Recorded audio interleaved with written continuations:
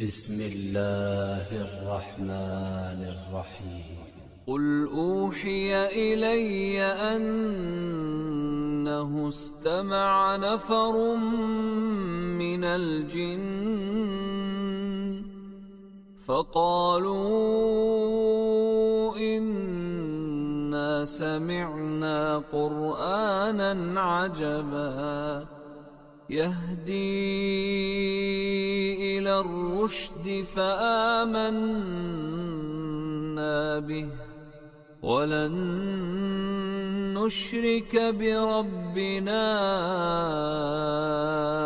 أحدا وأنه تعالى جد ربنا ما اتخذ صاحبة ولا ولدا وأنه كان يقول سفيهنا على الله شططا وأنا ظننا أن لن تقول الإنس والجن على الله كذبا وأنه كان رجال من الإنس يعوذون برجال من الجن فزادوهم رهقا وأنهم ظنوا كما ظننتم أن لن يبعث الله أحدا وأنا لمسنا السماء فوجدناها ملئت حرسا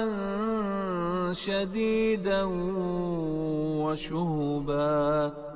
وأنا كنا نقعد منها مقاعد للسمع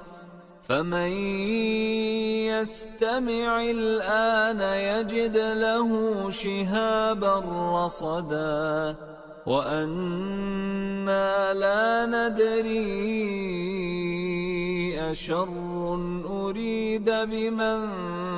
في الأرض أم أراد بهم ربهم رشدا وأنا منا الصالحون ومنا دون ذلك كنا طرائق قددا وأنا ظننا أن لن نعجز الله في الأرض ولن نعجزه هربا وأنا لما سمعنا الهدى آمنا به فمن يؤمن بربه فلا يخاف بخسا ولا رهقا وأنا منا المسلمون ومنا القاسطون فمن أسلم فأولئك تحروا رشدا وأما القاسطون فكانوا لجهنم حطبا وأن لو استقاموا على الطريقة لأسقيناهم ماء غدقا لنفتنهم فيه ومن يعرض عن ذكر ربه يسلكه عذابا صعدا وأن المساجد لله فلا تدعوا مع الله أحدا وأنه لما قام عبد الله يدعوه كادوا يكونون عليه لبدا قل إنما أدعو ربي ولا أشرك به أحدا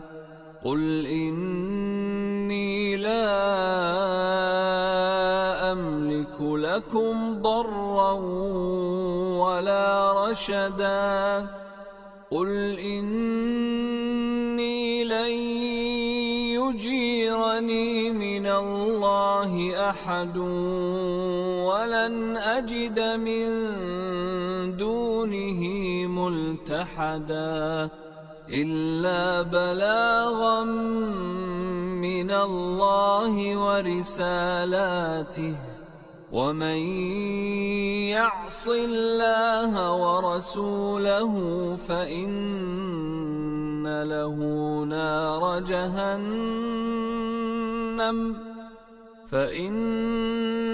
له نار جهنم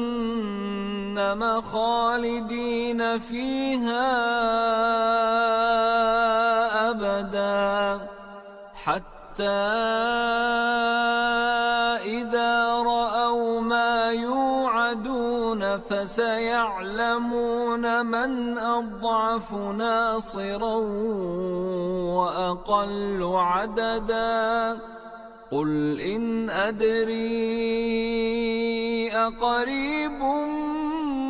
ما توعدون أم يجعل له ربي أمدا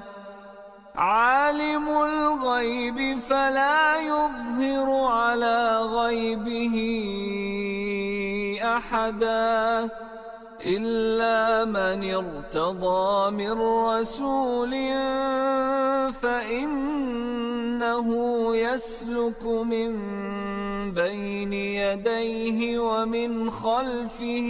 رصدا ليعلم أن قد أبلغوا رسالات ربهم وأحاط بما